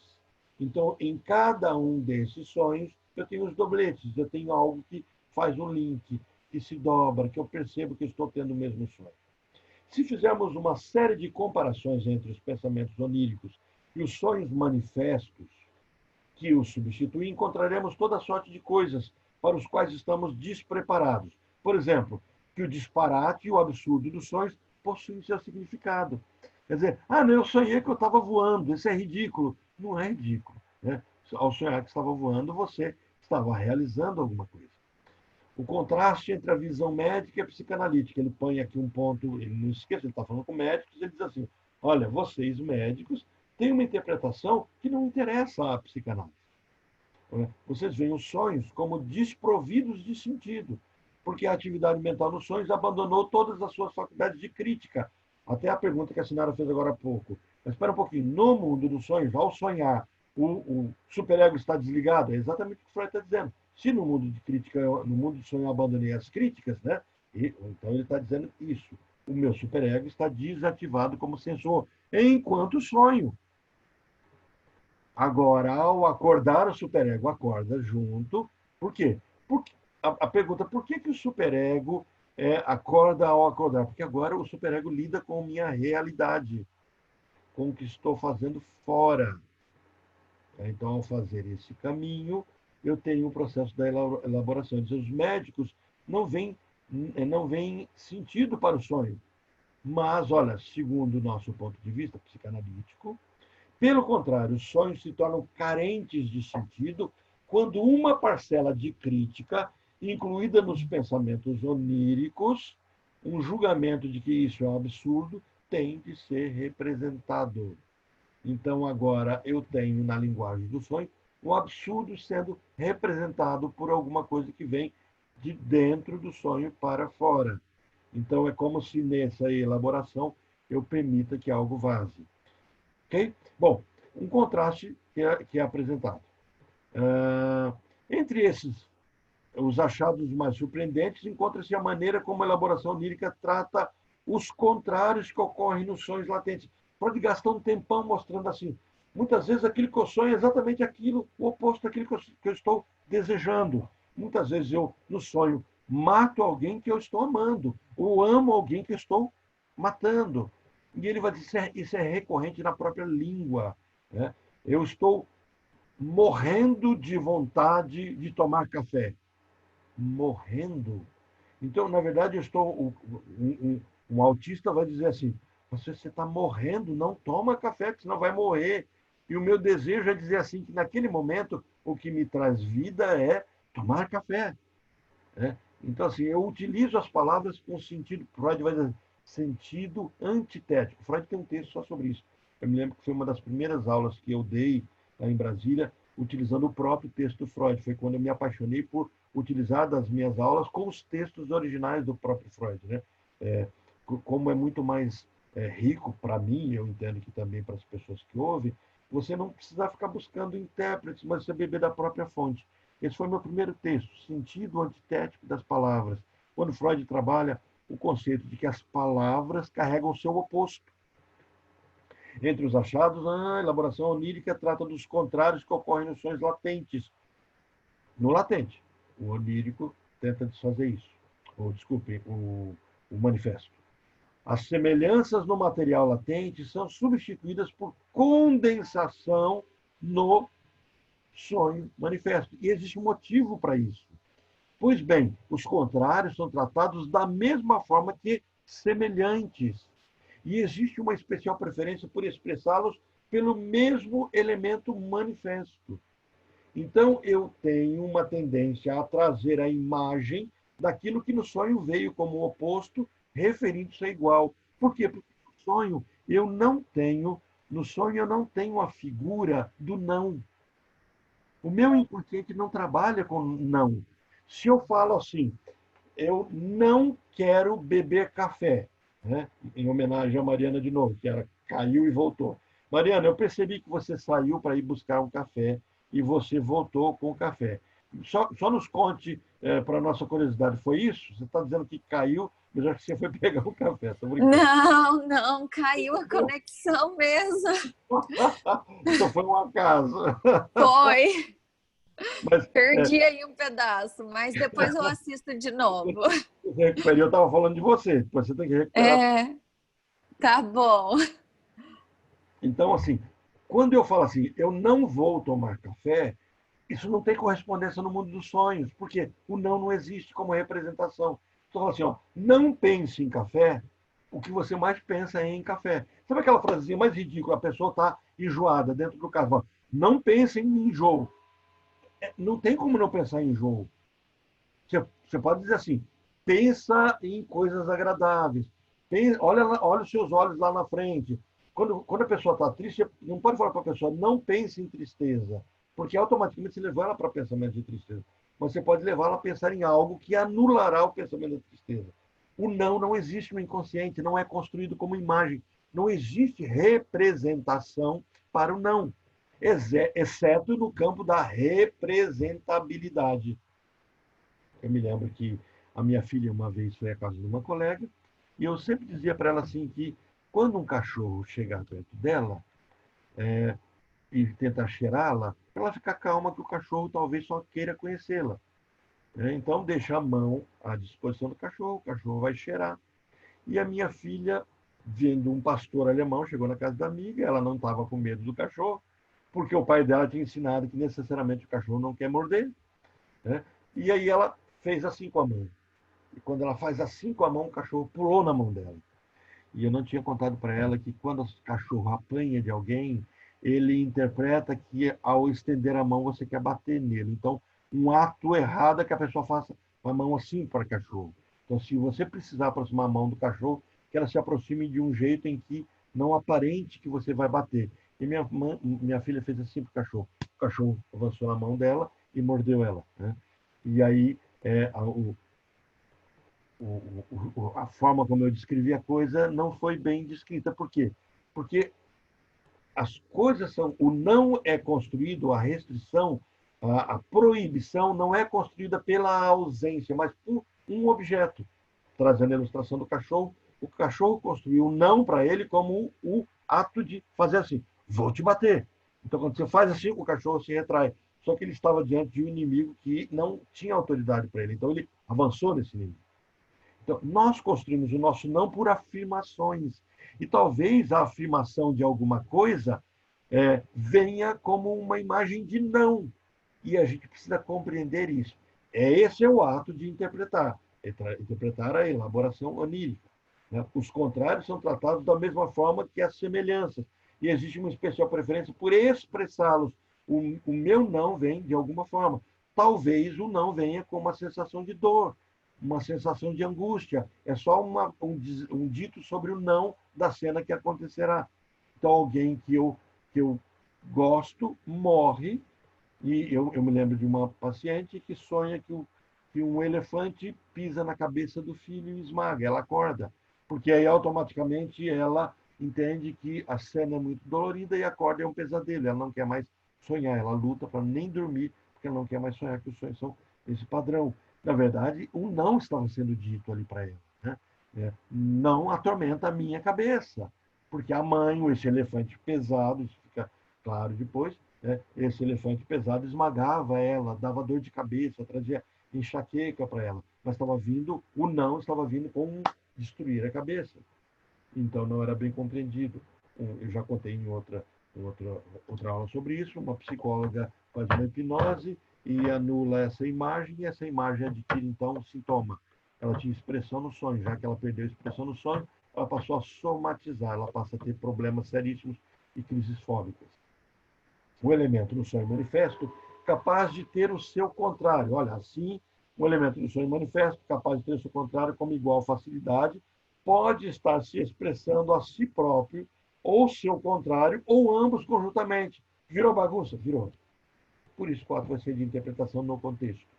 Talvez aquilo que no sonho, aquilo que eu não quero no sonho venha como eu quero. Apenas o sentido pode decidir qual a versão que se deve escolher. Então, assim, o sonho não pode ser decifrado por código. Eu pego essa palavra, é por livre associação, é por um caminhar na história inteira. É na história inteira. Por quê? Porque a história que eu consigo desvendar não é a novelinha do manifesto, não. Vocês vão, daqui a pouquinho, Freud vai dizer que a novelinha do manifesto não tem valor nenhum. É da associação como um todo e da condensação que essa palavra carrega. Isso se desvincula com o fato adicional de que nos sonhos não se encontrará uma representação para não, ou de qualquer modo, uma representação isenta de ambiguidade. Nossos sonhos carregam ambiguidade. Uma oportuna analogia com esse estranho comportamento da elaboração onírica nos é proporcionada com a evolução da linguagem. E ele vai dissecar um grupo de palavras que significam o seu oposto. Então, ele vai dizer assim, ele vai buscar da filosofia e diz assim, alguns filósofos têm afirmado que, nos idiomas mais antigos, os contrários, tais como forte, fraco, claro, escuro, grande, pequeno, são expressos pela mesma raiz verbal, e o que denominamos significação antitética das palavras. Isso fica fácil, a gente vê em palavras como eu preciso decidir. O que é a palavra decidir? Eu preciso cortar e jogar para fora. Quando eu falo decidir, e eu imagino que ao decidir eu escolho, na verdade, o meu ato de decidir é exatamente de não escolher. O sofrimento que eu tenho de decidir é exatamente o sofrimento de eu não fazer uma escolha. Ao decidir ter algo, eu decidi não escolher aquelas outras coisas todas. Só que eu trago uma palavra oposta. Para mim, o que mais me ocorre com facilidade é a palavra de decidir, mas tem várias outras palavras que a gente consegue observar, consegue perceber, que significam o seu oposto. Nós trazemos ela com muito mais força. Nos sonhos, aí ele vai trazer várias páginas só dizendo palavra, em inglês, em alemão, em latim, em grego e assim por diante. Nos sonhos encontramos diversões e de situações da relação entre duas pessoas, o mundo virado de pernas para o ar. O mundo virado de pernas para o ar. Ao contrário, muito frequentemente em sonhos é a caça que atira no caçador. Ou então encontramos uma inversão na ordem dos elementos, de modo que aquilo que precede causalidade, né, um evento, ocorre depois do mesmo, no sonho, como uma produção teatral realizada por uma companhia de terceira categoria. Vocês percebem, no fundo da tela, aqui, eu tenho o quadro, e para eu permitir que vocês leiam o que está escrito no quadro, eu tive que ir na câmera e fazer o processo de inversão. O que o sonho pode estar fazendo é só invertendo a tela. Como a gente consegue fazer numa câmera, o sonho faz esse mesmo caminho. Ou então encontramos uma inversão da ordem dos eventos. Você pode estar sonhando de trás para frente, do fim para o começo. Você começa uma história e talvez você só precise entender que o final dessa história é o começo de tudo.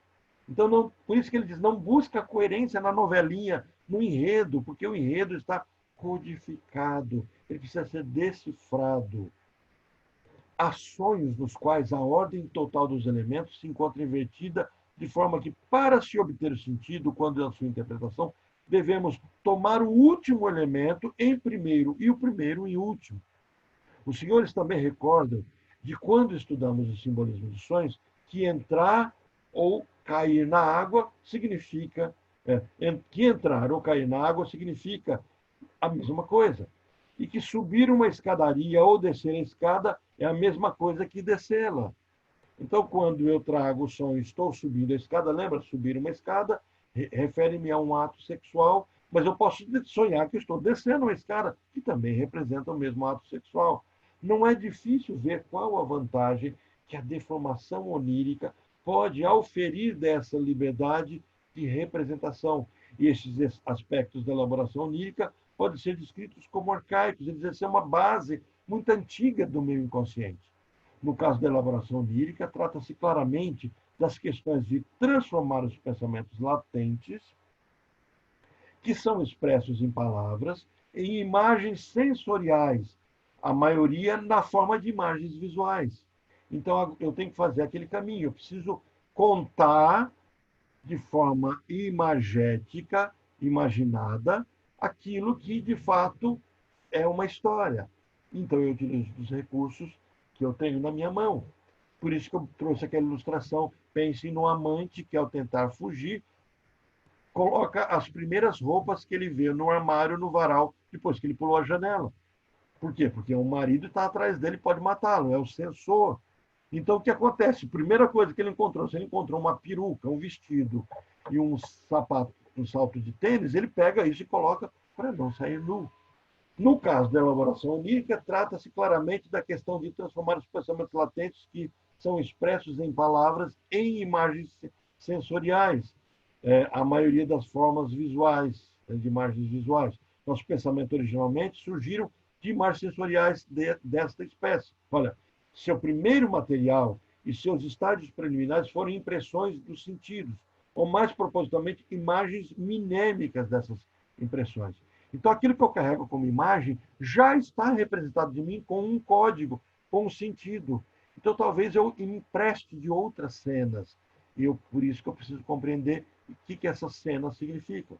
Somente mais tarde, as palavras foram vinculadas às essas impressões e as palavras, por suas vezes, vincularam seus pensamentos. Então, ele remonta a minha construção do meu próprio inconsciente. Primeiro eu vi imagens, depois essas imagens adquiriram sentido, depois esses sentidos se vincularam a pensamentos. Agora estou fazendo o caminho inverso no ato de sonhar. Eu preciso expressar o pensamento. Qual é a base que eu tenho? Imagens. Mas imagens montadas em toda a minha história. Lembra, o inconsciente não tem tempo, então eu posso buscar imagens da minha infância. E eu busco imagens da minha infância. Assim, a elaboração onírica submete os pensamentos a um tratamento regressivo e desfaz a sua evolução. E no decorrer da regressão, tem de ser eliminado tudo o que foi acrescido como aquisição nova no decorrer da evolução das imagens minêmicas para o pensamento. é um processo de retirada dos excessos. Tal parece ser, pois, a elaboração onírica, em comparação com os processos que nela vimos a conhecer. O interesse pelo sonho manifesto deve perder muito de sua importância. Aqui caminhamos para aquilo que eu estava dizendo para vocês. Eu não posso me encantar pela novelinha contada pelo meu paciente, por mais linda e interessante que seja. Se eu me encanto com a história do sonho manifesto, eu me esqueço de todo o processo onírico que está acontecendo, da elaboração onírica, onde aquelas imagens, elas têm o excesso do resto diurno, ela tem o excesso da criatividade do sonhador, e agora eu preciso entender que elas são codificadas. E por isso que quando o meu paciente me conta um sonho, eu vou anotando o simbólico, as ausências, as não expressões e as reações do paciente a tudo aquilo. É natural devemos perder algo do interesse pelo sonho manifesto. Para nós, será indiferente se ele está bem composto ou se está fracionado em uma série de quadros separados e desconexos. Mesmo quando possui um exterior aparentemente inteligível, olha a sedução do sonho. Nossa, meu sonho está fácil de entender porque a história está redondinha. Opa, isso é fake. Sabemos que isso somente se fez pela deformação onírica e pode ter tanta relação orgânica com o conteúdo interno do sonho, como da fachada de uma igreja italiana com uma estrutura e sua planta. Ou, quer dizer, você tem toda uma estrutura bonita que te induz a alguma coisa, ela tem um propósito. Outras ocasiões, há em que esta fachada do sonho tem sua significação e reproduz um importante componente do pensamento onírico, latente, com outras ou nenhuma deformação. Então, é o contexto, é a história que, sendo decifrada, vai me dar o tônus e a cor do sonho. A novelinha, não. Mas isso não podemos saber sem primeiro termos submetido o sonho à interpretação. E podemos formar um julgamento a partir dessa interpretação do grau de deformação que se realizou. Dúvida semelhante surge quando dois elementos de um sonho parecem ter entrado em relação íntima com o outro.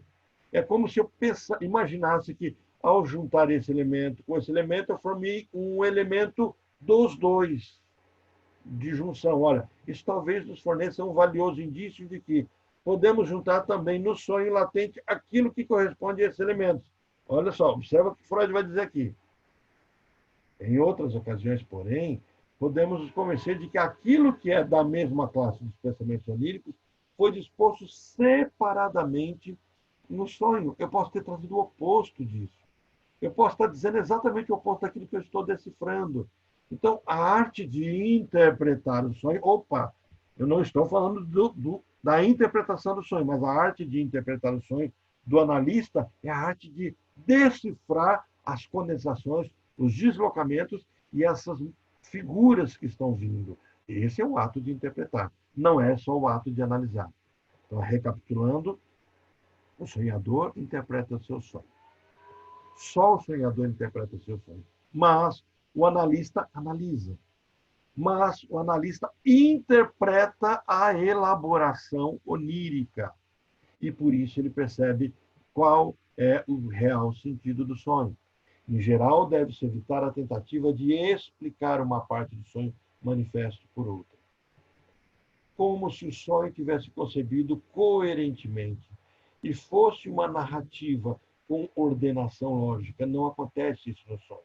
Pelo contrário, via de regra, é como um pedaço de brecha, composto de diversos fragmentos de rocha, unidos por um cimento, de modo que o desenho que nele aparece não permanecem as rochas originais inclusas. Então, se eu pego um pedaço de algo, um pedaço de outro algo, um pedaço de outro algo, cada um desses elementos me conduzirão a um novo e não a um inteiro. Por isso que quando eu falei assim, observa bem o que ele está dizendo. O fato de eu pegar um pedaço, pegar outro pedaço, juntei, opa, formei um inteiro com base nos dois? Não. Eu tenho um pedaço que me refere a algo. tem outro pedaço que refere a algo, eu tenho outro pedaço que me refere a algo, e ao juntar os três, eu não terei três do mesmo material, mas do algo a que ele se referia. Lembra? Condensação e deslocamento. A imagem também carrega exatamente o princípio da condensação e do deslocamento que está acontecendo. Ela carrega isso, certo? Então, eu não devo ter a intenção de, se eu sonhei que eu estava em Paris e abri a janela via o Cristo Redentor, eu não tenho que interpretar que eu estou sonhando com Paris, e nem tenho que interpretar que eu estou no Rio de Janeiro. Mas o que de comum tem entre Paris e o Rio de Janeiro? É isso que talvez eu tenha que interpretar. Joia, é algo ligado ao francês, por quê? Porque o Cristo Redentor foi um presente dos franceses ao Brasil, como a Torre Eiffel foi construída também pelos franceses, e como a Estátua da Liberdade também foi construída pelos franceses. O que tem a ver com o francês? E aí eu posso me referir a um perfume que eu acabei de ganhar de uma pessoa que eu tenho um carinho ou não tenho um carinho. Então, na verdade, todas as três figuras me referiam-se a uma pessoa que me deu um perfume francês, e eu refiro a isso por meio dessa montagem. Percebe? Eu não tenho nada de Paris, eu não tenho nada do Rio de Janeiro, não tenho nada de Nova York, mas eu tenho a ver com uma pessoa que me deu um perfume. Então, a juntada de pedaços não me constrói um todo nesse sentido, mas a juntada de pedaços carrega uma elaboração onírica. Que elaboração é essa? Condensação, deslocamento e representabilidade. Aí Freud vai nos trazer um outro contexto extremamente rico, né? Que ele vai chamar de elaboração secundária. E há realmente uma parte da elaboração lírica conhecida como elaboração secundária, cuja função é conferir um aspecto de unidade e maior ou menor coerência aos produtos primários da elaboração onírica. Olha só, ele vai dizer assim: eu sonho um sonho sonhado, é um sonho latente. E eu conto o meu sonho, sonho manifesto. E eu sonhador, interpreto o meu sonho. Ao interpretar o meu sonho, eu interpreto o sonho manifesto. E aí eu tenho uma elaboração secundária. Ele vai dizer assim, agora eu tento dar coerência. O que eu descubro é uma elaboração secundária acontecendo. No transcorrer dessa, quer dizer, quando eu estou contando o sonho daquelas imagens, condensação e deslocamento, eu preciso dar coerência. Então eu faço uma nova elaboração. É como se fosse uma releitura daquilo que já é uma tradução. No transcorrer desse material, o material é arranjado, segundo o que, variavelmente, a miúde, é um sentido totalmente confuso. O sonho é confuso. Quando eu tento dar coerência ao sonho, eu estou contando ele de novo. E aí eu posso até entender por que o meu paciente reconta o sonho, amenizando ou intensificando. Aquilo que no sonho era prazeroso, agora eu trago como angustiante. Ao contar o sonho que o homem, ao contar o sonho que foi violentado, ao contar, ele o conta como uma cena desagradável, mas ao interpretar o sonho, ele se espanta com o fato de que no sonho havia sensação de prazer. Eu me lembro do sonho de um paciente, onde esse é o sonho dele. Um sonho muito significativo, né? Muito denso. E no sonho ele está num quarto fechado, e é um paciente que tinha uma crise de identidade enorme, um processo histérico bem complexo. Ele era um policial que tinha medo de arma. Tenta imaginar. A fobia dele era ligada a um revólver. Ele trancava a arma dele dentro do porta-mala para que ele não fizesse besteira. E eu perguntava, mas você tem medo de matar alguém? Eu, não. Mas qual é o seu medo? Eu não sei, mas eu tenho medo de ter a minha arma. E o medo dele, na verdade, era de encontrar o seu masculino e o confronto com o seu feminino. Ele duvidava da própria masculinidade dele. E no sonho dele, ele sonhava que estava dentro de um quarto onde está sendo violentado por um homem que é ele mesmo. Então, tenta imaginar a cena. Ele está nu, prostrado sobre uma mesa, e atrás dele um outro homem está violentando ele. Mas esse homem é ele. E aí ele, olhando essa cena de fora, ele vê que esse homem que é ele é o pai dele. E aí ele então de repente olha pela janela, pela fresta da porta, e ao olhar pela fresta da porta, ele não pela fresta, não pelo negócio da chave, pelo buraquinho da chave. Ele se vê do lado de fora, nu, se lavando. E, de repente, ele passa a ser aquela pessoa que está se lavando, porque ele percebe que defecou. E ele pega a água, e a água é uma água suja. E ele começa a limpar a sua sujeira com essa água suja e acorda espantado. Tentem imaginar o horror e o nojo, a cena de todo esse sonho. Né? É um sonho de uma pessoa, para vocês entenderem um pouquinho o contexto dessa pessoa, uma pessoa que é criada por um pai, que ele odeia esse pai, e ele percebe que é odiado por esse pai, e em determinado dia a mãe, brigando com esse pai, conta para ele que ele não é o pai dele, e que aquele homem que ele odiava tanto e era pai e era obrigado a amar, é o padrasto, e aquilo que a mãe imagina que seria um momento de dor é um momento de libertação, porque ele percebe que não está odiando o pai, só que daí ele não conhece o pai, começa a buscar o verdadeiro pai. E assim, tem toda uma história ligada a isso, a um sofrimento. Ele se torna então um policial, depois se torna um psicanalista. E assim, uma angústia. Olha as imagens que carrega esse sonho. Quando ele me conta o sonho, ele me conta com horror, mas enquanto ele sonhava, ele não tinha horror desse sonho. Então eu tenho uma elaboração secundária. Eu começo a perceber um desejo que ele tem, que ele mesmo recrimina. É isso que Freud está dizendo. Se torna confuso. E onde parece necessário, são feitas interpolações. A pessoa começa a explicar o sonho. A pessoa que é hétero, e ele era hétero, com desejos de homo, e onde cada vez que ele passava esse sonho, ele precisava explicar. Nossa, tipo, mas que sonho horrível, não. Eu sonhando que alguém estava me violentando, não. E assim, por isso, mas era eu mesmo fazendo isso, então ele precisava explicar o próprio sonho. E esse reconto do próprio sonho revelava a dor e a angústia que ele sofria por desejar algo que ele não queria desejar. Por outro lado, não devemos subestimar a elaboração onírica e atribuir demasiada importância. Olha, as suas realizações que citei resumem toda a sua atividade. Ela não pode fazer mais do que condensar, deslocar, representar em forma plástica e submeter o todo a uma elaboração secundária. Então, ela pega todo esse material, joga o processo de elaboração onírica, joga para o ato do sonho manifesto, e agora o sonhador começa a interpretar não mais o anterior, mas tenta ser seduzido por dar sentido ao novo sonho.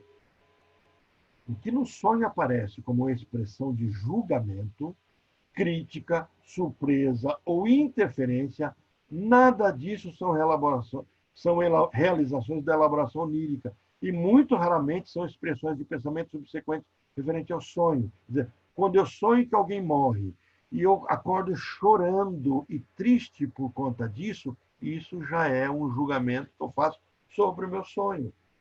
Se eu sonho e acordo, e ao acordar eu julgo o meu sonho, já é uma elaboração secundária. Na sua maioria, são parcelas de pensamentos oníricos que passaram para o sonho manifesto com maior ou menor grau de modificações e adaptação do contexto. E a elaboração onírica não consegue formar um discurso. O meu inconsciente não é construído de historinha com eu, tu, ele, tudo coerente. Não, ele é de imagens. E na elaboração, o que eu tenho? Condensação, deslocamento e imagens. Com algumas exceções destacadas, o discurso nos sonhos, aquilo que eu conto, são cópias e combinações de discursos que alguém ouviu ou enunciou para si próprio no dia anterior ao sonho, que foram incluídos no pensamento latente ou como material ou como instigadores do sonho. Então, ele está dizendo, aquela novelinha que eu digo assim, do que você sonhou no dia? Como é que foi o seu dia anterior? O meu resto diurno, o nome que Freud dá esse de resto diurno, de 1 ou 2 dias anteriores, são materiais para a construção dessa elaboração secundária, para dar sentido a algo que no mundo consciente não tem sentido. A elaboração onírica também é incapaz de efetuar cálculos. Ele traz uma nova história.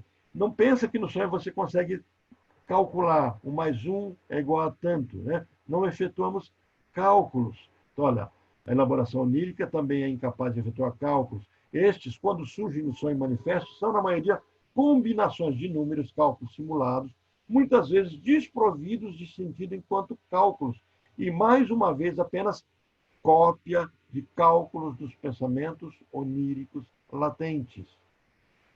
Não se pode dar nome de sonho a nenhuma outra coisa que não seja, observa, isso é para jogar pá de cal naquilo que muitos teóricos do sonho, psicólogos que trabalham com sonho e sugestão, hipnoterapeutas que trabalham com sonho e terapia, para a psicanálise, isso não é sonho. Olha o que ele diz assim: tudo aquilo que não seja produto da elaboração onírica, o que é isso?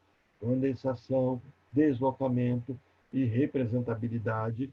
Tudo que não nasça disso, do inconsciente, não é sonho. Então, hoje eu deito e vou sonhar com uma coisa muito agradável. Eu começo a descrever o meu sonho que eu vou ter. Sabe esse trabalho de hipnoterapia? Isso se chama auto-hipnose. Tá? É só isso. Auto-hipnose. Isso não é sonho.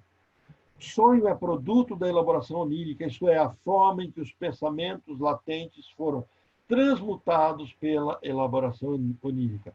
Eu posso, no decorrer dessa auto-hipnose, construir um sonho? Posso. Mas ele vai desvirtuar o meu processo hipnótico e talvez eu não lembre dele. Aquilo que eu me lembro e que foi exatamente aquilo que eu montei que eu ia sonhar, aquilo é um processo de devaneio, um processo de auto-hipnose. Somente poderão formar uma ideia da transcendente importância dessa descoberta quando aprenderem que o mecanismo da construção onírica é um modelo segundo o qual se formam sintomas neuróticos. O sonho é formado pela mesma matéria que me traz sintoma, que me adoece, que me faz ser naquilo que eu não quero ser. O material é o mesmo. Ele não é essa coisa da auto-hipnose, onde eu quero construir soluções para a minha vida, eu quero me sentir bem, eu quero resolver problemas. Não, o material do sonho é outro. Ele me adoece. E por isso ele vem para que eu os resolva. Ele não vem resolvido. Ok? Bom, esse era o conteúdo todo. Nós conseguimos, então, terminar toda a 11ª conferência. Encerramos aqui o conteúdo do sonho. Eu vou passar agora para 2 promessas que eu fiz para vocês que eu falaria. Agora, os próximos são leituras de vocês. Façam, perguntem, questionem, tragam a amostragem, se quiserem, no nosso grupo. Porque agora vai ter, na 12ª, análise de amostra de sonho. Freud vai analisar sonhos. Ele vai trazer o sonho, vai analisar, vai dar mecanismos. Então, eu gostaria que vocês se gastassem lendo a 10ª conferência, 12ª conferência, 13ª e 14ª, onde traz, ele repisa, é muito bom, né? Mas é uma releitura de tudo que a gente discutiu até agora aqui. Eu tinha falado aqui só a 12ª, análise sobre a amostra de sonhos, 13ª, aspectos arcaicos infantis dos sonhos. Eu não coloquei nessa tela para vocês, não coloquei. Bom, o que eu queria agregar para vocês, para mim que eu tinha colocado aqui. Mas era a questão do sonambulismo e a questão do sonambulismo e da insônia. Tá? Mas vamos, pelo menos, fechar o nosso conteúdo aqui. Vamos passar por uns minutinhos, porque eu sei que alguns precisam, tem outros afazeres, vão precisar sair do grupo. Então, vamos nos mostrar todos. E dúvidas, falas, observações, críticas, estamos no momento de discutirmos. Como se diz, fale agora ou nunca mais se cale, continua falando. A Mariana já disse que vai precisar sair. Eu também vou precisar. Certo, a Tânia também vai precisar sair.